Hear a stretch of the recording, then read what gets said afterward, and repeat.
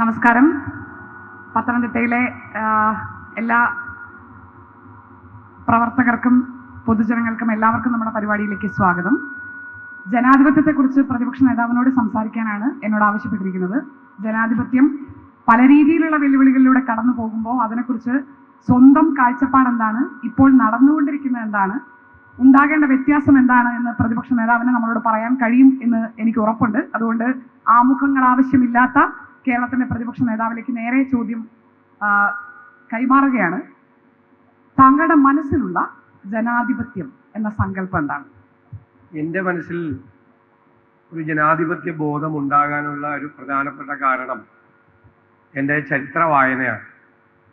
എൻ്റെ ചരിത്ര വായനയിലെ ഒരു ഭാഗം എന്ന് പറയുന്നത് ഒന്നാം ലോക മഹായുദ്ധത്തിനും രണ്ടാം ലോക മഹായുദ്ധത്തിനും ഇടയിലുള്ള ഒരു കാലമാണ്. ഞാൻ എപ്പോഴും പറയാറുണ്ട്, സാധാരണ ഞങ്ങൾ കുറേ കൂട്ടുകാരുണ്ട്, ആ കാലഘട്ടത്തിനെ കുറിച്ചുള്ള എല്ലാ പുസ്തകങ്ങളും വായിക്കും. പിന്നെ ആ കാലഘട്ടത്തെ സംബന്ധിച്ചുള്ള ഫിലിംസ് കാണും. പിന്നെ യൂറോപ്പിൽ പോവുകയാണെങ്കിൽ ആ കാലഘട്ടത്തിൽ ഉള്ള പ്രാധാന്യമുള്ള സ്ഥലങ്ങൾ പോയി കാണും. അത് 20-ാം നൂറ്റാണ്ടിൻ്റെ ആദ്യ പകുതിയിൽ നടന്ന കാര്യങ്ങളാണ്.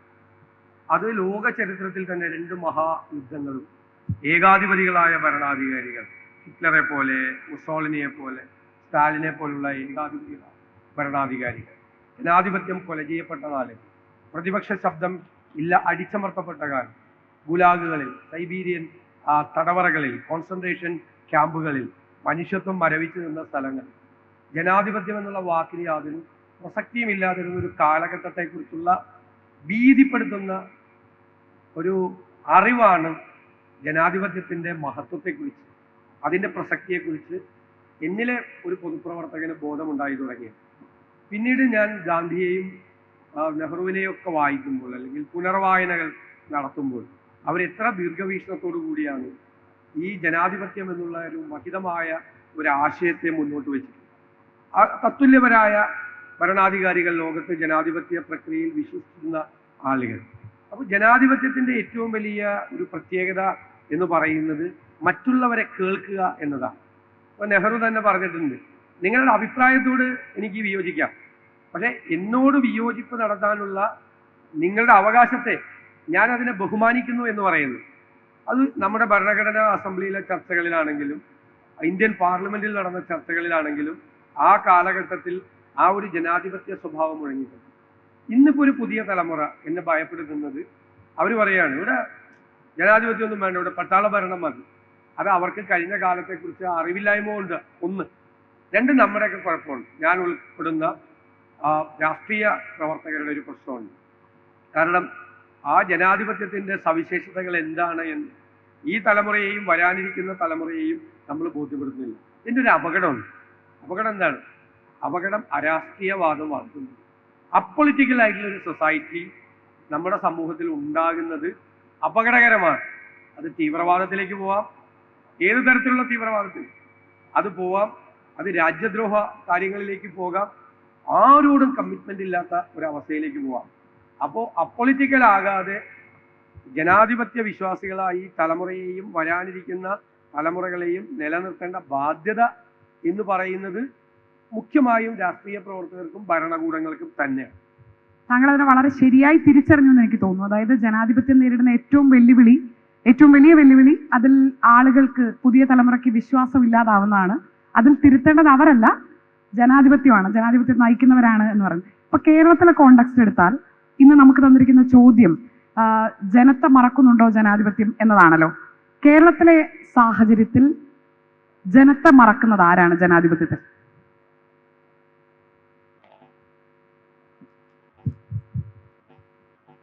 കേരളത്തിലെ സാഹചര്യത്തിൽ ഞാൻ രാഷ്ട്രീയം പറയേണ്ടി വരും, ആ ചോദ്യത്തിന് ഉത്തരവായിട്ട് പറയേണ്ടി വരും.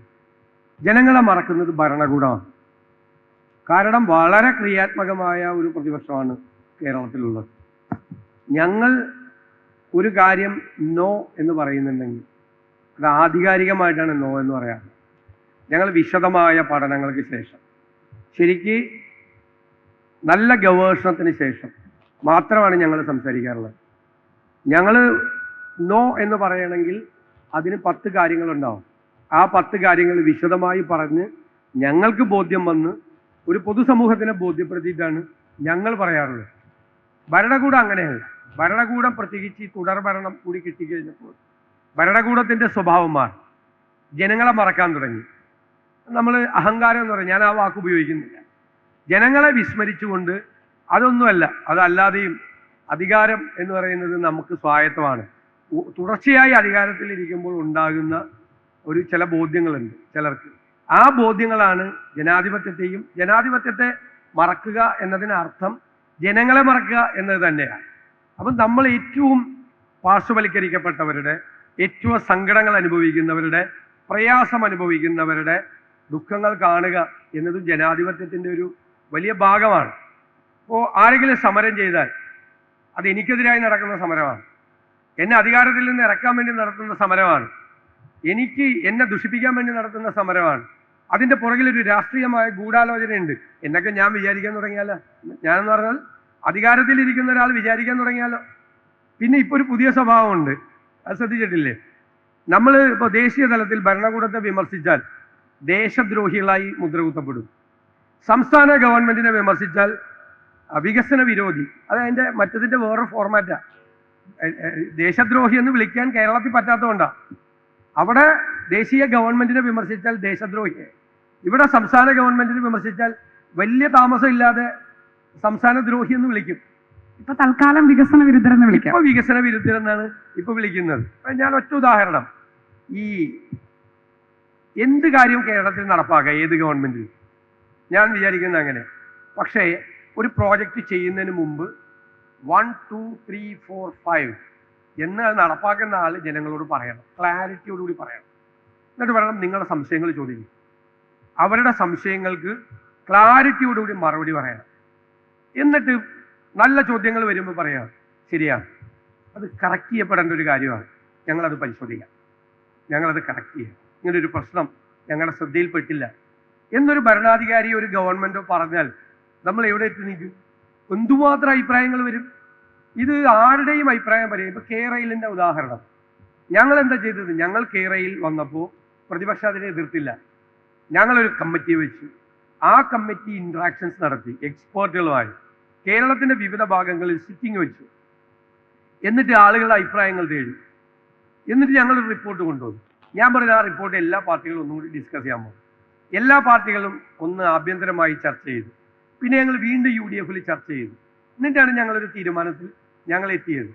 എന്നിട്ട് ഞങ്ങൾ പറഞ്ഞു, ഞങ്ങൾ പറയുന്ന ചോദ്യങ്ങൾക്ക് നിങ്ങൾ ഉത്തരം എന്താ? അപ്പോൾ ഉത്തരവില്ല. അവർ വികസന വിരുദ്ധരാണ്, നിങ്ങൾ വികസന വിരുദ്ധരാണ്. ഇപ്പം നമ്മൾ എൻവയൺമെൻറ്റിനെ പറ്റി പറയും, ക്ലൈമറ്റ് ചേഞ്ചിൻ്റെ കാലമാണ്. അപ്പം ഞാനെപ്പോഴും പറയും, നിങ്ങളൊരു പ്രോജക്റ്റ് ചെയ്യുമ്പോൾ ക്ലൈമറ്റ് ചേഞ്ച് എന്നുള്ള സംഭവം നമ്മുടെ തലയ്ക്ക് മീതെ തൂങ്ങി നിൽക്കുന്നുണ്ട് എന്ന ബോധ്യം ഉണ്ടാകണം. മാത്രമല്ല IPC report, inter government panel on climate change, NASA analysis, Keralam വളരെ വൾണറബിൾ ആയിട്ടുള്ളൊരു സ്ഥലമാണ്. ഏത് പ്രകൃതി ദുരന്തത്തിനും പറ്റാവുന്ന സ്ഥലമാണ്. അതിതീവ്ര മഴ, ക്ലൗഡ് ബേഴ്സിങ് ഒക്കെ ഉണ്ടാവും. അപ്പോൾ ഒരു ഡെവലപ്മെൻറ്റ് വരുമ്പോൾ നമ്മളത് ആലോചിക്കണം.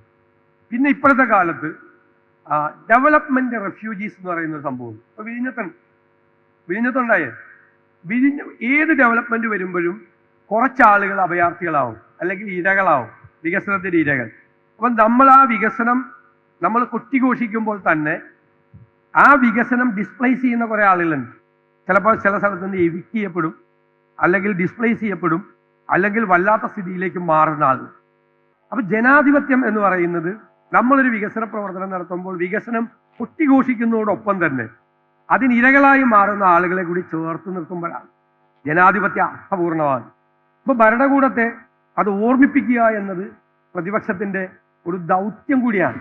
ഞങ്ങൾ അങ്ങനെ ഒരു രാഷ്ട്രീയമായി ഗവൺമെന്റിനെ പ്രതിരോധത്തിലാക്കുക, ഗവൺമെന്റിനെ അറ്റാക്ക് ചെയ്യുക എന്നതിലപ്പുറമായി നമ്മുടേതായ പ്രതിപക്ഷ ധർമ്മം കൂടി ജനാധിപത്യത്തിന്റെ ഭാഗമാണ്.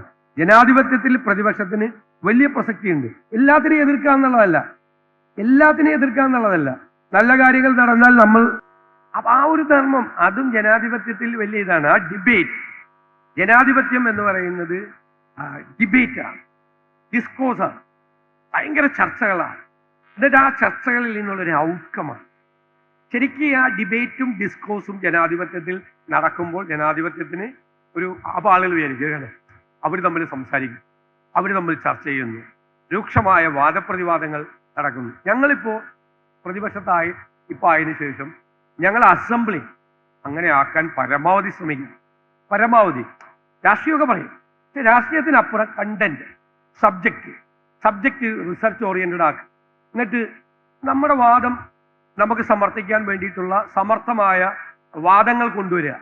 അല്ലാതെ നമ്മളിപ്പോൾ നമുക്ക് രാഷ്ട്രീയം പ്രസംഗിക്കാം, നമുക്ക് മാർക്കറ്റിൽ പോയി പ്രസംഗിക്കാം, ചന്തയിൽ മൈക്ക് വെച്ച് പ്രസംഗിക്കാം. ഹൗസിൽ നടക്കുന്നത് ഡിബേറ്റ്, ആ ഡിബേറ്റിലേക്ക് ഞങ്ങൾ കൊണ്ടുവരാൻ പരമാവധി. ഞാൻ കേരളത്തിൻ്റെ ഒരു കാര്യം ഷാനി എടുത്തു ചോദിച്ചുകൊണ്ടാണ് പറയുന്നത്, ഞങ്ങൾ ശ്രമിച്ചിട്ടുണ്ട്. ആ ഡിബേറ്റ് നടക്കുമ്പോൾ ആളുകൾക്ക് തോന്നും ജനാധിപത്യം എത്ര അർത്ഥപൂർണമാണ്. അവർ തമ്മിൽ സംസാരിച്ചാൽ മാത്രം പോരാ, സംസാരിച്ചൊരു ഔട്ട്കം ഉണ്ടാവണം. അതായിരിക്കണം ഫൈനലായിട്ടുള്ള തീരുമാനം. അപ്പോൾ നമ്മളതിനെ സപ്പോർട്ട് ചെയ്യും.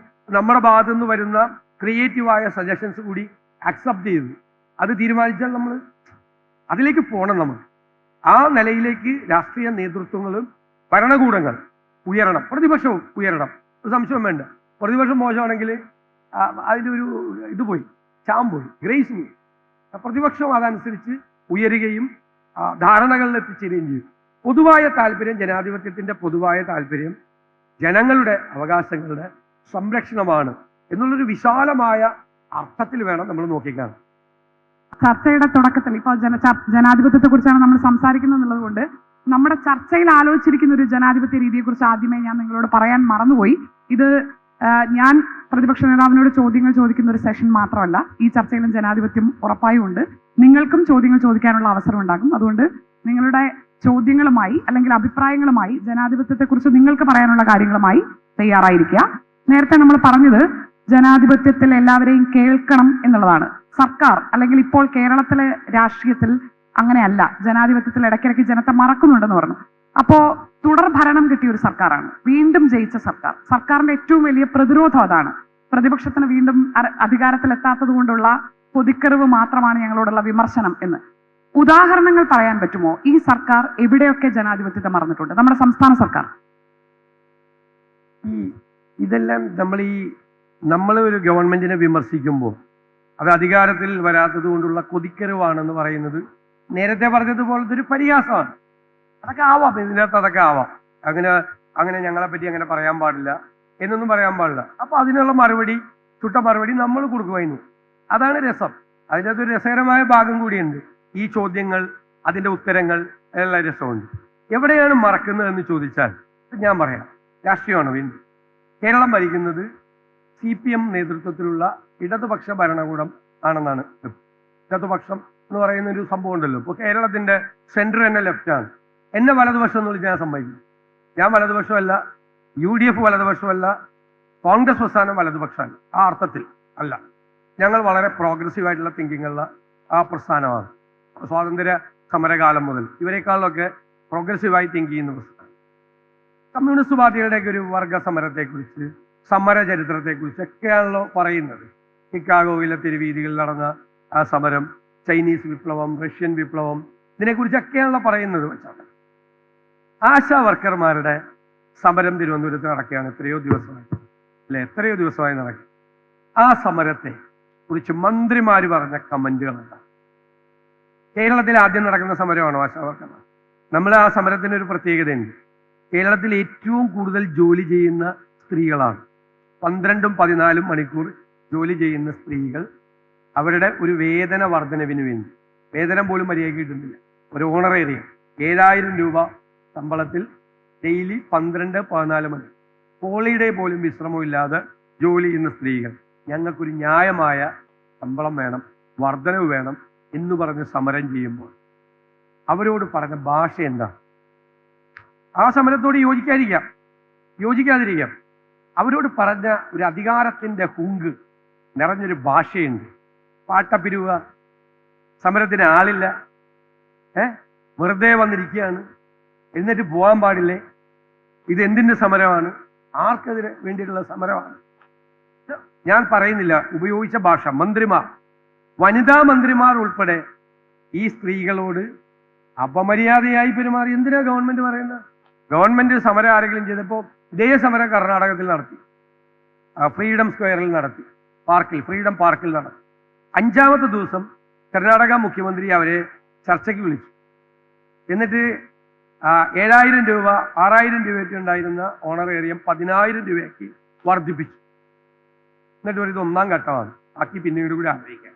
എന്നിട്ട് അത് ഹെൽത്ത് കമ്മീഷണറെ ഫ്രീഡം പാർക്കിലേക്ക് പറഞ്ഞയച്ചിട്ട് അവർക്ക് ഗവൺമെന്റ് ഈ തീരുമാനം എടുത്തിട്ടുണ്ട്. അവർ ആഹ്ലാദാരവങ്ങളോടുകൂടി ആ ഗവൺമെന്റിന്റെ തീരുമാനത്തെ സ്വാഗതം ചെയ്തു, സമരം അവസാനിപ്പിച്ചു വിട്ടു. ഈ ഗവൺമെന്റിന് കുറെ കൂടി ഭംഗിയായിട്ട് ചർച്ച ചെയ്യാനുള്ള ഒരു സമരം ചെയ്യുമ്പോൾ സമരം ചെയ്യുന്നവർ ഗവൺമെന്റിനെ അട്ടിമറിക്കാൻ ശ്രമിക്കുന്നവരാണ്, മറ്റേ അർബൻ മാവോയിസ്റ്റുകളാണ്, ഇതൊക്കെയുള്ള പുതിയ ഭാഷ, എതിർക്കുന്നവരെ വികസന വിരോധികളാണ് എന്നൊക്കെയുള്ള ഭാഷയിൽ അവരോട് സംസാരിക്കാമോ? അത് ഒരു ഇടതുപക്ഷ സ്വഭാവമാണോ? അതൊരു തീവ്ര വലതുപക്ഷ കോർപ്പറേറ്റ് മുതലാളിത്ത ഭാഷയാണ്. അധികാരത്തെ ചോദ്യം ചെയ്യാൻ പാടില്ല, മുമ്പിൽ നിൽക്കാൻ പാടില്ല. സമരം ചെയ്യുന്നവരോട് ഉള്ള ഒരു, കേരളം ആദ്യമായിട്ട് സമരം കാണുന്നില്ല, സമരത്തിന്റെ നാടാണ് കേരളം.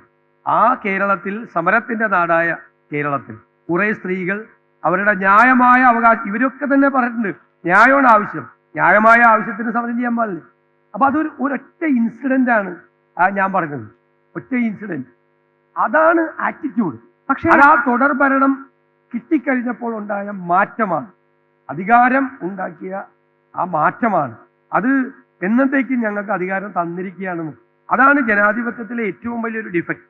ഭരണകൂടം കുറെ നാൾ അധികാരം കയ്യിൽ വന്നു കഴിയുമ്പോൾ ഇത് ഞങ്ങൾക്ക് അവകാശപ്പെട്ടൊരു കാര്യമാണ്, ഇത് എല്ലാ കാലത്തേക്കും ഉണ്ടാകും. ഇവിടെ ജനങ്ങളുണ്ട്. ഇപ്പോ എന്നോടും നിങ്ങളോടും എല്ലാം നമ്മുടെ അമ്മമാര് ചെറുപ്പത്തിൽ പറയുന്നുണ്ട്, മക്കളെ ദൈവഭയമുള്ളവരായിട്ട് വളരണം എന്ന് പറഞ്ഞു. ദൈവഭയം, എന്താ ദൈവഭയം? നമ്മുടെ ഒരു വിശ്വാസമാണ് അല്ലേ? നമ്മൾ ചെയ്യുന്ന എല്ലാ കാര്യങ്ങളും ദൈവം കാണുന്നുണ്ട്. ഇപ്പൊ ഞാൻ വേണ്ടാത്തത് ചെയ്താൽ ദൈവം എന്നെ ശിക്ഷിക്കും, ദൈവം പറയും അത് ചെയ്യരുത് എന്ന് പറയും. അപ്പൊ നമ്മുടെ ഉള്ളിലെ ഒരു ദൈവവിശ്വാസത്തിൽ ദൈവഭയം ഉണ്ടാകുന്നു. ഞാൻ ജനപ്രതിനിധികളോടും രാഷ്ട്രീയ പ്രവർത്തകരോടും സഹപ്രവർത്തകരോടും പറയും, ഈശ്വര വിശ്വാസിയായ ഒരാൾ ദൈവഭയം ഉണ്ടാകുന്നത് പോലെ ജനാധിപത്യ രീതിയിൽ ജനങ്ങളെ ഭയം ഉണ്ടാകണം, ജനങ്ങളെ ഭയക്കണം. അവരിതെല്ലാം നോക്കിക്കാണുന്നുണ്ട്. അത് പിണറായി വിജയൻ എന്താണ് ചെയ്യുന്നത്, വി ഡി സതീശൻ എന്താണ് ചെയ്യുന്നത് എന്ന് ഞങ്ങളെ വോട്ട് ചെയ്ത് ഈ സ്ഥാനത്തെത്തിച്ച ജനങ്ങൾ നോക്കിക്കാണുന്നുണ്ട് എന്നൊരു ഭീതി നമ്മുടെ മനസ്സിലാണ്. ജനാധിപത്യത്തിലെ ഏറ്റവും കാതലായ ഒരു കാര്യം ആ ജനഭയമാണ്. പക്ഷേ അത് ഭരണപക്ഷത്തിന് മാത്രമാണോ? കേരളത്തിലെ പ്രതിപക്ഷത്തിനും ആ ഭയം ഉണ്ടോ? കാരണം ആശാപ്രവർത്തകരുടെ സമരം ഇപ്പോഴും പരിഹരിക്കപ്പെട്ടിട്ടില്ല. അവരെന്ത് ചെയ്യണമെന്ന് അറിയാതെ സമരത്തിന്റെ പല മാർഗങ്ങളിലൂടെ പോവാണ്. ശക്തമായൊരു പ്രതിപക്ഷമുള്ള ഒരു സ്ഥലത്ത് പ്രതിപക്ഷത്തിനെങ്കിലും ജനാധിപത്യ സർക്കാരിന് ഭയക്കേണ്ടി വരും. അങ്ങനെ ഭയക്കേണ്ടി വരുന്നില്ലെങ്കിൽ പ്രതിപക്ഷത്തിന് ജനത്തെ മറന്നിട്ടുണ്ടോ എന്നത് സ്വയം തിരിഞ്ഞു നോക്കാവുന്നതല്ലേ? ഞാൻ പറയുന്നത് സെക്രട്ടേറിയറ്റിന്റെ മുമ്പിൽ കുറച്ച് സ്ത്രീകൾ മാത്രം നടത്തിയിരുന്ന ഒരു സമരത്തെ ഇന്ന് കേരളത്തിലെ മുഴുവൻ ജനങ്ങളും, പ്രത്യേകിച്ച് സ്ത്രീകൾ, ഹൃദയത്തിലേറ്റിയ ഒരു സമരമായി മാറ്റിയതിന് കേരളത്തിലെ പ്രതിപക്ഷത്തിന് വലിയ പങ്കുണ്ട്. കാരണം ഞങ്ങളുടെ UDF മുന്നണിയിൽപ്പെട്ട ഏതെങ്കിലും ഒരു കക്ഷിയല്ല അവിടെ സമരം നടത്തി. അവിടെ 4 ദിവസം അവർ സമരം നടത്തിയപ്പോൾ ഞാൻ അതിൻ്റെ മുന്നിലൂടെ പല പ്രാവശ്യം പോയി അവരെ അഭിവാദ്യം ചെയ്തു. ഞാൻ ഈ സമരം ശ്രദ്ധിച്ചു. അപ്പോൾ നമുക്കറിയാലോ ആശാ വർക്കർമാർ ചെയ്യുന്ന ജോലി. 5ാമത്തെ ദിവസം ഞാൻ അവിടെ പോയി, ഞാൻ പല പ്രാവശ്യം അവിടെ പോയി. ഞങ്ങൾ കേരളത്തിൻ്റെ നിയമസഭയിൽ വളരെ സീരിയസ് ആയി ഇവർ ചെയ്യുന്ന ജോലികൾ മുഴുവൻ കംപ്ലീറ്റായി പറഞ്ഞുകൊണ്ട് അവരുടെ അവകാശങ്ങൾക്ക് വേണ്ടി നിയമസഭ കൂടിയ എല്ലാ ദിവസവും ഞങ്ങൾ അവർക്ക് വേണ്ടി ഫൈറ്റ് ചെയ്തു. ഞാൻ പറയാം ആശാസമരത്തിന്റെ കാര്യം തന്നെയല്ലേ പറഞ്ഞു, അതാണല്ലോ ചോദ്യം. പ്രതിപക്ഷത്തെ ഭയക്കേണ്ടി വരുന്നുണ്ടോ കേരളത്തിലെ ജനാധിപത്യ സർക്കാരിന്? അല്ല, ജനങ്ങളെ പേടിയില്ലാത്തവർക്ക് പ്രതിപക്ഷത്തിന് പേടി ഉണ്ടാവില്ലല്ലോ. പ്രതിപക്ഷത്തിന് ഭയമില്ല എന്നൊക്കെ അഭിനയിക്കുകയാണ്. കേരളത്തിലെ പ്രതിപക്ഷത്തിന് പേടിയാണ്. കേരളത്തിലെ ഭരണകൂടം നിയമസഭ കൂടാൻ പേടിയാണല്ലോ. ഞങ്ങൾ 41 പേരല്ലല്ലോ, നിങ്ങൾ കാണാറില്ല നിയമസഭ 41 പേരും 99 പേരും തമ്മിലുള്ള ഒരു അക്കത്തിലുള്ള സംഭവമാണോ നിയമസഭയിൽ നടക്കുന്നത്? ഞങ്ങൾ ജനങ്ങളെ ബാധിക്കുന്ന ഏത് വിഷയമാണ് ഞങ്ങൾ കൊണ്ടുവരുന്നത്? കേരളത്തിന്റെ ചരിത്രത്തിൽ, ഞാൻ അഭിമാനത്തോടെ പറയാം, കേരളത്തിന്റെ ചരിത്രത്തിൽ ഏറ്റവും കൂടുതൽ ജനകീയ വിഷയങ്ങൾ ഹൗസിൽ കൊണ്ടുവന്ന് ചർച്ച ചെയ്ത് ആ വിഷയം ഫോക്കസിലെത്തിച്ച ഏറ്റവും പ്രധാനപ്പെട്ട പ്രതിപക്ഷമാണ് കേരളത്തിന്റെ. ഞങ്ങളൊരു നിയമസഭാ സമ്മേളനം നടക്കുന്നതിന് മുമ്പ്, ഇപ്പൊ ഈ കാലഘട്ടത്തിൽ ഞങ്ങൾ നടക്കുമ്പോൾ ഞങ്ങൾ കാണുന്ന മനുഷ്യരുടെ സങ്കടങ്ങൾ, അവരുടെ പ്രയാസങ്ങൾ, മലയോരത്തെ ജനങ്ങളുടെ പ്രയാസങ്ങൾ, ഞങ്ങളല്ലേ എത്ര പ്രാവശ്യമാണ് ഈ വന്യജീവി ആക്രമണം ഉണ്ടാകുന്ന പ്രശ്നങ്ങൾ തുടങ്ങിയ വിഷയങ്ങൾ, തീരദേശത്തെ ജനങ്ങളുടെ വിഷയങ്ങൾ, ഈ വിഴിഞ്ഞത്തെ വികസനവുമായി ബന്ധപ്പെട്ട് 450ഓളം കുടുംബങ്ങൾ സിമന്റ് ഗോഡൌണിൽ, വെളിച്ചവും കയറാത്ത സിമന്റ് ഗോഡൌണിൽ അടച്ചപ്പോൾ ഞങ്ങൾ കൊണ്ടുവന്നാണ് നിയമസഭയിൽ പോരാടി അവരുടെ റീഹാബിലിറ്റേഷന് വേണ്ടിയിട്ടുള്ള അന്തരീക്ഷം ഒരുക്കിയത്. ഇതിലുള്ള നിരവധി കാര്യങ്ങൾ ഞങ്ങൾ കൊണ്ടുവരുന്നുണ്ട്. അതേ സമയത്ത് വയനാട് വിഷയം വന്നു, ഞങ്ങൾ കൺസ്ട്രക്റ്റീവായിട്ടുള്ള പിന്തുണ കൊടുത്തു. ഫ്രം ദ ഡേ വൺ ഞാൻ പറഞ്ഞു, ഞങ്ങൾക്ക് വേണമെങ്കിൽ മൈക്രോസ്കോപ്പിക് ലെൻസുമായി നടന്ന് ഗവൺമെന്റിന്റെ വീഴ്ചകൾ കണ്ട് ഗവൺമെന്റ് വിമർശിക്കാം. ഇന്നലെ ഞങ്ങൾ പറഞ്ഞു, ഇത് 10ാം മാസത്തിലേക്ക് പോവുകയാണ്, ഒരു കല്ല് പോലും അവിടെ ഇട്ടിട്ടില്ല. ഇനി ഞങ്ങളുടെ കയ്യിൽ നിന്ന് ആ ഒരു മൃദു സമീപനം ഞങ്ങളുടെ കയ്യിൽ നിന്ന് പ്രതീക്ഷിക്കരുത്. ഇനി ഞങ്ങൾ ശക്തമായി പറയും. നാട്ടിലൊരു ദുരന്തം ഉണ്ടായപ്പോൾ ഞങ്ങൾ ഗവൺമെന്റിന്റെ കൂടെ നിന്നു, സർക്കാരിന്റെ കൂടെ നിന്നു. പക്ഷെ വിഴിഞ്ഞത്ത് ആ കൺസ്ട്രക്റ്റീവ് സ്റ്റാൻഡ് ഉണ്ടായില്ല എന്ന് പറയാൻ ഒരു അവസരം പ്രതിപക്ഷ നേതാവ് ആ ചടങ്ങിൽ നിന്ന് വിട്ടുനിന്നതിലൂടെ ഉണ്ടായോ? ശരിക്കും വിഴിഞ്ഞം ഉദ്ഘാടന ചടങ്ങിൽ നിന്ന് പ്രതിപക്ഷ നേതാവ് വിട്ടു നിൽക്കേണ്ടിയിരുന്നോ? അതിനൊരു കാരണമുണ്ടോ? അല്ല, ഞാൻ ചോദിക്കട്ടെ, ഞാൻ അവിടെ പോയിരുന്നു എന്ന് കരുതുക, ഞാനവിടെ ഒരു കസേരയിൽ പോയിരുന്നു തിരിച്ചു വരണ്ടേ? അവിടെ പ്രതിപക്ഷത്തിന് എന്താണ് പറയാനുള്ളതെന്ന് പറയാനുള്ള അവസരം ഉണ്ടായിട്ടില്ലല്ലോ. അവർ പറഞ്ഞു പ്രധാനമന്ത്രിയുടെ ഓഫീസിൽ നിന്ന് കിട്ടിയില്ല എന്ന്. ഈ പ്രതിപക്ഷ നേതാവിനെ വിളിക്കുന്നുണ്ടോ എന്ന് 3 ദിവസം മുമ്പ്, ഈ പരിപാടിക്ക് 3 ദിവസം മുമ്പ് തുറമുഖ മന്ത്രിയോട് ചോദിച്ചപ്പോൾ അദ്ദേഹം പറഞ്ഞത് ഇത് ഗവൺമെന്റിന്റെ 4ാം വാർഷികമാണ്, 4ാം വാർഷികം അവര് ബഹിഷ്കരിച്ചിരിക്കുന്നു, അതുകൊണ്ട് പ്രതിപക്ഷ നേതാവിനെ വിളിക്കുന്നില്ല എന്നാണ് പറഞ്ഞത്. പിന്നീട് മാധ്യമങ്ങളിലൂടെയും പൊതുസമൂഹത്തിലൂടെയും പ്രതികരണം ഉണ്ടായപ്പോൾ വേണമെങ്കിൽ അവിടെ വന്നിരിക്കാം എന്ന് പറഞ്ഞു. ഞാനിപ്പോൾ അവിടെ പോയി ഒരു കാഴ്ചക്കാരനായി ഇരിക്കേണ്ട ആവശ്യമില്ലല്ലോ. മാത്രമല്ല, അന്ന് പറഞ്ഞാൽ മതി, ഞങ്ങൾ പ്രധാനമന്ത്രിയുടെ ഓഫീസിലേക്ക് കൺഫർമേഷൻ വേണ്ടി അയച്ചിരിക്കുകയാണ്. എനിക്കിപ്പോൾ എന്നെ വിളിക്കാത്തതിലോ അല്ലെങ്കിൽ BJPയുടെ സംസ്ഥാന പ്രസിഡന്റ് രാജീവ് ചന്ദ്രശേഖരനെ ആ പരിപാടിയിൽ വിളിച്ചതിലോ ഒന്നും എനിക്ക് യാതൊരു പ്രയാസമില്ല. പക്ഷെ കേരളത്തിന്റെ വികസനത്തിന്റെ നാഴികക്കല്ലാകുന്ന ഒരു പ്രോജക്റ്റ്, ആ പ്രോജക്റ്റിൽ ഒരു വലിയ മനുഷ്യന്റെ ത്യാഗവും അർപ്പണ മനോഭാവവും വിൽ പവറും നിശ്ചയദാർഢ്യം ഉണ്ടായിരുന്നു.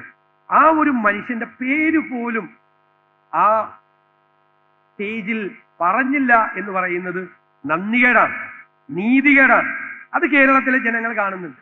അത് ജനാധിപത്യ വിരുദ്ധമായ ഒന്നാണ്. ഒരാളെ മറന്നുപോവാൻ ഞാനൊരു ഉദാഹരണം പറയാം. 2011 ഞാൻ പുതിയ ഡീലിമിറ്റേഷൻ അനുസരിച്ചുള്ള MLA, അതിലെ കുറേ ഭാഗം അതിനു മുമ്പ് റെപ്രസെന്റ് ചെയ്തിരുന്നത് CS ശർമ്മ MLA ആയിരുന്നു. അപ്പോൾ അദ്ദേഹം തുടങ്ങി വെച്ച വികസന പ്രവർത്തനങ്ങൾ ഞാൻ ഉദ്ഘാടനം ചെയ്യുമ്പോൾ ഞാൻ അദ്ദേഹത്തെ വിളിക്കുമായിരുന്നു. എന്നിട്ട് അദ്ദേഹത്തെ സ്റ്റേജിൽ ഇരുത്തി പറയും, നിങ്ങൾക്കറിയാമല്ലോ ഞാൻ തുടങ്ങിയതല്ല, ഈ ഇരിക്കുന്ന മനുഷ്യൻ തുടങ്ങിയതാ, ഞാൻ പൂർത്തിയാക്കിയെന്ന് മാത്രമേ ഉള്ളൂ. ഞാൻ ശർമ്മ MLA എന്നുള്ള നിലയിൽ ആ നിയോജക മണ്ഡലത്തിലെ എൻ്റെ ഭാഗങ്ങളിൽ തുടങ്ങി വെച്ച് ഞാൻ പൂർത്തിയാക്കിയ, അദ്ദേഹം കൂടി കേൾക്കുന്നുണ്ടാവുമല്ലോ ഇത്, എല്ലാ പരിപാടികളിലും അദ്ദേഹത്തെ ക്ഷണിച്ച് അദ്ദേഹത്തെ ഞാൻ അഭിനന്ദിച്ചിട്ടുണ്ട് സ്റ്റേജിൽ വെച്ച്. ഇന്നലെ ഉമ്മൻചാണ്ടി എന്നുള്ളൊരു വാക്ക് ഈ പ്രധാനമന്ത്രിയും മുഖ്യമന്ത്രിയും പറഞ്ഞില്ല. എന്നിട്ട് ഇവരെ ആ പരിപാടിയെ 2 കൂട്ടരും നിന്ന് അപ്പുറവും ഇപ്പുറവും നിന്ന് മുദ്രാവാക്യം വിളിച്ച് ആ പരിപാടിയുടെ പ്രസക്തി നഷ്ടപ്പെട്ടു. ക്ഷണിതാവായി സ്റ്റേജിൽ കയറിയ BJP സംസ്ഥാന പ്രസിഡന്റ് സ്റ്റേജിൽ നിന്ന് മുദ്രാവാക്യം വിളിച്ചു കൊടുത്തു. അവർ 2 കൂട്ടരും കൂടി ആ പരിപാടിയിൽ ഞാൻ പോകാതിരുന്നതിനെ ഒന്നുകൂടി അടിവരയിട്ടു. പോകാതിരുന്നത് ശരിയായി, അവിടെ പോയി ഇരിക്കേണ്ടതല്ല എന്ന് ബോധ്യപ്പെടും. അവർ തന്നെ ഒന്നുകൂടി അടിവരയിട്ടു. പോകാതിരിക്കാനുള്ള എൻ്റെ തീരുമാനത്തിന് ഈ 2 കൂട്ടർ കൂടി അടിവരയിട്ടു. രാഷ്ട്രീയം എത്ര മലീമസമാകുന്നു. കാശ്മീരിൽ പഹൽഗാമിൽ കൊല ചെയ്യപ്പെട്ട രാമചന്ദ്രന്റെ ബോഡി ഞങ്ങളെല്ലാം എയർപോർട്ടിൽ ഏറ്റുവാങ്ങുകയാണ്. ഞങ്ങളെല്ലാം ഉണ്ട്, ഞാനുണ്ട്, കോൺഗ്രസിന്റെ 3 MP മാരുണ്ട്, ഞങ്ങളുടെ 1/2 ഡസൻ MLA മാരുണ്ട്, എല്ലാ പൊതുപ്രവർത്തകരും ഉണ്ട്. ഞാൻ നോക്കുമ്പോൾ ഒരു വശത്ത് നിന്ന് BJPക്കാർ ഈ ബോഡി കിടക്കുകയാണ്. നമുക്ക് സങ്കടം സഹിക്കാൻ വയ്യ അല്ലേ? ടൂറ് പോയ മക്കളായിട്ടും കൊച്ചുമക്കളായിട്ടും ടൂറ് പോയ ഒരാളുടെ ശവശരീരം നമ്മുടെ കൊച്ചിയിലെ എയർപോർട്ടിൽ കിടക്കുമ്പോൾ നമുക്ക് സങ്കടം സഹിക്കാൻ വയ്യ. ഇവർ 2 പേരും അപ്പുറത്തും ഇപ്പുറത്തിരുന്ന് മുദ്രാവാക്യം വിളിക്കാം. അപ്പൊ ഞാനിങ്ങനെ സൂക്ഷ്മതയോടെ നോക്കി, ഈ ആവേശം കണ്ട് ഏതെങ്കിലും ഒരു കോൺഗ്രസ്സുകാരൻ മുദ്രാവാക്യം വിളിച്ച അവന്റെ കഥ ഞാനപ്പോൾ കഴിക്കുമായിരുന്നു. കാരണം പക്ഷെ ഒരു കോൺഗ്രസ്സുകാരനും ഒരു അനൗചിത്യം ആ സമയത്ത് കാണിച്ചില്ല എന്നത് എനിക്ക് അഭിമാനം ഉണ്ടാക്കി. ആ തരത്തിലേക്കുള്ള ഒരു എന്താ പറയുന്നത്, ഒരു ആളുകൾക്ക് വെറുപ്പുണ്ടാക്കുന്ന ഒരു രാഷ്ട്രീയത്തിലേക്ക്, ആരെയും പരസ്പരം അംഗീകരിക്കാത്ത, ആരെയും ബഹുമാനിക്കാത്ത, പഴയതെല്ലാം മറന്നു കളയുന്ന, ചരിത്രത്തിലേക്ക് കയ്യേറ്റം നടത്തുന്ന ഇപ്പൊ അതല്ല നടത്തുന്നത്. ചരിത്രത്തിലേക്ക് കയ്യേറ്റം നടത്തി അവിടെ താമസിച്ചിരുന്നവരെയൊക്കെ അവിടെ നിന്ന് എവിക്റ്റ് ചെയ്ത് പുതിയ ആളുകളെ ചെയ്യുക, പുതിയ വിഗ്രഹങ്ങൾ പ്രതിഷ്ഠിക്കുക. ഗാന്ധി വേണ്ട, നെഹ്റു വേണ്ട. ആരാ ഗാന്ധി, ആരാ നെഹ്റു? പുതിയ ആളുകളുണ്ട് നിങ്ങളുടെ മുമ്പിൽ എന്ന് പറയുന്ന ഒരു രാഷ്ട്രീയത്തിലേക്ക് കാര്യങ്ങൾ പോവുകയാണ്. ചരിത്രത്തെ വരെ വളച്ചൊടിക്കുകയാണ്. ചരിത്രം അവിടെ കിടക്കുകയാണ്. പക്ഷെ അതിൽ കോൺഗ്രസിന് ഒരു തിരുത്തൽ കൊണ്ടുവരാൻ പറ്റുന്നുണ്ടോ? അപ്പൊ ഉദാഹരണത്തിന് താങ്കൾ പറഞ്ഞു ഉമ്മൻചാണ്ടിയെ അംഗീകരിച്ചില്ല. ഉമ്മൻചാണ്ടി വിഴിഞ്ഞത്തിന് എന്താണ്, വിഴിഞ്ഞം പദ്ധതിയുടെ കാര്യത്തിൽ ഉമ്മൻചാണ്ടിയുടെ പേര് എവിടെ നിൽക്കുന്നു കേരളത്തിൽ എല്ലാവർക്കും അറിയാം, ആര് പറഞ്ഞാലും പറഞ്ഞില്ലെങ്കിലും.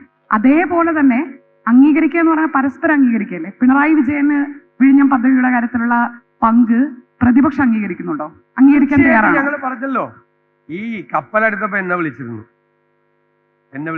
ഓർമ്മയുണ്ട്. അന്നത്തെ ഒരു പ്രസംഗം ഞാൻ മിനിയാന്ന് എന്റെ ഫേസ്ബുക്ക് പേജിൽ ഇട്ടിട്ടുണ്ട്. ഞാൻ എന്താണ് പറഞ്ഞത്? ഞാൻ ഉമ്മൻചാണ്ടിയെ അനുസ്മരിച്ചു.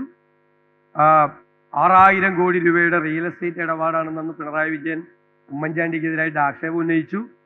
CPM-ന്റെ മുഖപത്രം കടൽ കൊള്ളയാണ് എന്ന് ലീഡ് ന്യൂസ് കൊടുത്തു. ഇതൊക്കെ ചെയ്തിട്ടും അതിനെല്ലാം മറികടന്ന് അദ്ദേഹത്തിന്റെ ഇതാണ് നടപ്പാക്കി. പിന്നെ വന്നത് ഗവൺമെന്റിന്റെ തുടർച്ചയാണ്. 2019 1000 ദിവസമാണ് കൗണ്ട്. സമയത്ത് തീർക്കാൻ പറ്റിയില്ലെങ്കിലും അത് ഈ ഗവൺമെന്റ് മുന്നോട്ട് കൊണ്ടുപോയി. അതിന് നിന്നവരെ ഞാൻ പ്രത്യേകമായി അഭിനന്ദിക്കുന്നു. സഹായം നൽകിയ കേന്ദ്ര ഗവൺമെന്റിനെ അഭിനന്ദിക്കുന്നു. എന്നാ വേദിയിൽ പറഞ്ഞ ആളാണ് ഞാൻ. ഈ ഗവൺമെന്റിന്റെ കോൺട്രിബ്യൂഷൻ എന്താണ് എന്ന് പറഞ്ഞാൽ അത് അംഗീകരിക്കുന്നതിൽ എന്താ തെറ്റ്? ഞാൻ നേരത്തെ പറഞ്ഞതുപോലെ ശർമ്മയുടെ കാര്യത്തിൽ ഞാൻ ചെയ്തതുപോലെ അത് പറഞ്ഞാൽ എന്താ കുഴപ്പം? അത് നിങ്ങളാണ് ചെയ്തത് എന്ന് പറഞ്ഞ് ഇപ്പം ഞാനൊരു ഉദാഹരണം പറയാം. കഴിഞ്ഞ പ്രാവശ്യം ശബരിമലയിലെ തീർത്ഥാടനം അലങ്കോലമാക്കി ഗവൺമെന്റ്. ഈ 2ാമത്തെ പ്രാവശ്യം ശബരിമല തീർത്ഥാടനത്തിന് മുമ്പ് ഞാൻ സബ്മിഷൻ കൊണ്ടുവന്നു. എന്നിട്ട് പറഞ്ഞു, നിങ്ങൾ ഈ സ്പെഷ്യൽ ബുക്കിംഗ് ഇല്ലാതാക്കരുത്. സ്പെഷ്യൽ ബുക്കിംഗ് ഇല്ലാതാക്കിയാൽ ഇന്റർനെറ്റ് എന്താണെന്ന് അറിയാൻ പാടില്ലാത്ത സാധാരണക്കാരായ മനുഷ്യർ കർണാടകത്തിലെയും തമിഴ്നാട്ടിലെയും വിദൂര ഗ്രാമങ്ങളിൽ നിന്ന് ഇവിടെ എത്തി ദർശനം കിട്ടാതെ മടങ്ങിപ്പോയാൽ നമുക്കാണ് ദോഷം. ചെയ്യരുത് നിങ്ങൾ. ഉണ്ടല്ലോ. അതിനുശേഷം സമ്മതിച്ചു. 15,000 പേർക്ക് 20,000 പേർക്ക് കൊടുത്തു. ഞാൻ ശബരിമല ദർശനം നടത്തി. അപ്പൊ എന്നോട് മാധ്യമപ്രവർത്തകർ ചോദിച്ചു. ഞാൻ പറഞ്ഞു, ഇപ്രാവശ്യം ഭംഗിയായിട്ട് ചെയ്തിട്ടുണ്ടെന്ന്. അപ്പൊ എന്നോട് മന്ത്രി വാസവൻ എന്നെ കണ്ടപ്പോൾ സംസാരിച്ചു. നന്ദിയുണ്ട് അങ്ങനെ പറഞ്ഞു. ഞാൻ പറഞ്ഞു, കഴിഞ്ഞ പ്രാവശ്യം അത് ചെയ്തില്ല, ഈ പ്രാവശ്യം അത് കറക്റ്റ് ചെയ്യണമെന്ന് പ്രതിപക്ഷം പറഞ്ഞു ഹൗസിൽ. നിങ്ങൾ അപ്പം സമ്മതിച്ചില്ല, പക്ഷെ നിങ്ങളത് ചെയ്തു. പ്രതിപക്ഷം പറഞ്ഞ കാര്യം അപ്പം ചെയ്തു. അപ്പൊ അവനെന്തിച്ചു? അതിനെന്താ കുഴപ്പം? അപ്പോ ഇടയ്ക്കെങ്കിലും കേരളത്തിലെ ഭരണ പ്രതിപക്ഷങ്ങൾ അങ്ങോട്ടും ഇങ്ങോട്ടും ജനാധിപത്യത്തിന്റെ സത്ത ഉൾക്കൊണ്ട് പെരുമാറുന്നുണ്ട്. ഇനി അടുത്തത് ഇപ്പോഴതില്ല എന്നാണ് എന്റെ പരാതി. ഇപ്പൊ ഇല്ല. ഇപ്പൊ അത് വേറൊരു രൂപത്തിലേക്കും ഭാവത്തിലേക്കും. അത് വ്യക്തികളുടെ പ്രശ്നമാണോ? അത് ഞാൻ പറയുന്നത് എപ്പോഴും ലീഡ് ചെയ്യുന്നവരാണ് നമ്മൾ ആ കൾച്ചർ ഉണ്ടാക്കുന്നത്, ഇല്ലേ? ഞാനൊരു മോശം കൾച്ചറാണ് പ്രതിപക്ഷത്ത് ഉണ്ടാകുന്നതെങ്കിൽ പ്രതിപക്ഷത്തെ ഇരിക്കുന്ന ജൂനിയർ ആയിട്ടുള്ള അംഗങ്ങളും അല്ലെങ്കിൽ അടുത്ത അംഗങ്ങളും ഒക്കെ ആ ലെവലിലേക്ക് പോകും. അപ്പൊ മുഖ്യമന്ത്രിയാണ് ഭരണത്തിന് നേതൃത്വം കൊടുക്കുന്നത്. അപ്പൊ മുഖ്യമന്ത്രിയുടെ ഭാഷയിലും മുഖ്യമന്ത്രിയുടെ സമീപനത്തിലും വലിയ വ്യത്യാസം ഉണ്ടായി 2ാം ഭരണം വന്നതിന് ശേഷം. അദ്ദേഹത്തെ മാത്രം ഞാൻ കുറ്റപ്പെടുത്തുന്നില്ല, അത് അദ്ദേഹത്തെ തിരുത്താൻ അവിടെ ആരുമില്ല. കോൺഗ്രസിന്റെ ഒരു ഗുണം എന്താണെന്നറിയോ? ഞാനൊന്ന് കൈവിട്ടു പോയാലും പറയാൻ ഇഷ്ടംപോലെ ആളുണ്ടാവും. ഇവിടെ ഇരിക്കുന്ന എൻ്റെ സഹപ്രവർത്തകർ തന്നെ സ്വകാര്യത്തിലെങ്കിലും ഞാൻ പത്തനംതിട്ടയിൽ വരുമ്പോഴെങ്കിലും വന്നിട്ട് പറയും, ചേട്ടാ അത്രയും ചേട്ടൻ പറയണ്ടായിരുന്നു, അത്രയും പോകരുതട്ടാ എന്ന് പറയാൻ സ്വാതന്ത്ര്യമുള്ള ഒരു ഡസൻ ആളുകൾ ഇപ്പൊ എൻ്റെ മുമ്പിൽ ഇരിക്കുന്നുണ്ട്. അവര് എന്നേക്കാൾ വലിയ സ്ഥാനത്ത് ഇരിക്കുന്ന ഒരാളും ഇല്ല ഇവിടെ. പക്ഷെ എൻ്റെ സഹപ്രവർത്തകരായി എൻ്റെ കൂടെ വിദ്യാർത്ഥി യുവജന രംഗത്ത് ഉണ്ടായിരുന്നവരാ. അവരിനിയിപ്പോ ഞാനത് പറഞ്ഞിട്ട് കേട്ടില്ലെങ്കിലും ഞാൻ പത്തനംതിട്ട DCC യോഗത്തിൽ പങ്കെടുക്കുമ്പോൾ അവർ പറയും, പ്രതിപക്ഷ നേതാവ് ആ കാര്യത്തിലെടുത്ത സമീപനം ഇത് ശരിയല്ല എന്ന് പറയും. അപ്പൊ ഞാൻ അത് ശരിയല്ലെങ്കിൽ ഞാൻ എഴുന്നേറ്റ് നിന്ന് പറയും, ഞാനത് ഇനി കറക്റ്റ് ചെയ്തോളാം എന്ന് പറയും. അല്ല, ഞാനായിരുന്നു ശരിയെങ്കിൽ ഞാൻ അവരുടെ തെറ്റിദ്ധാരണ ഞാൻ മാറ്റി കറക്റ്റ് ചെയ്യും. അത് കോൺഗ്രസിലുണ്ട്. അപ്പൊ എനിക്ക് ജനങ്ങളെ ഭയക്കുന്ന കൂട്ടത്തിൽ തന്നെ കോൺഗ്രസ് നേതാക്കന്മാരെയും കോൺഗ്രസ് പ്രവർത്തകരെയും കൂടി ഭയക്കേണ്ട നേതൃത്വത്തിലാണ് ഞാൻ ഇരിക്കേണ്ടത്. അവർ കറക്റ്റ് ചെയ്യും. ആ ജനാധിപത്യം കോൺഗ്രസിലുണ്ട്. പക്ഷേ കോൺഗ്രസിലെ ജനാധിപത്യത്തിന് പല അവസരത്തിലും പല രീതിയിൽ പഴിചാരാനും ഉപയോഗിക്കാറുണ്ട് കോൺഗ്രസ് നേതൃത്വം. ഉദാഹരണത്തിന് അടുത്തിടെ കോഴിക്കോട് DCC ഓഫീസിലെ ഉദ്ഘാടനം, ആ കൂട്ടയിടി കോൺഗ്രസ് പാർട്ടിക്ക് എനിക്ക് തോന്നുന്നു ദേശീയ തലത്തിൽ വരെ നാണക്കേട് ഉണ്ടാക്കി.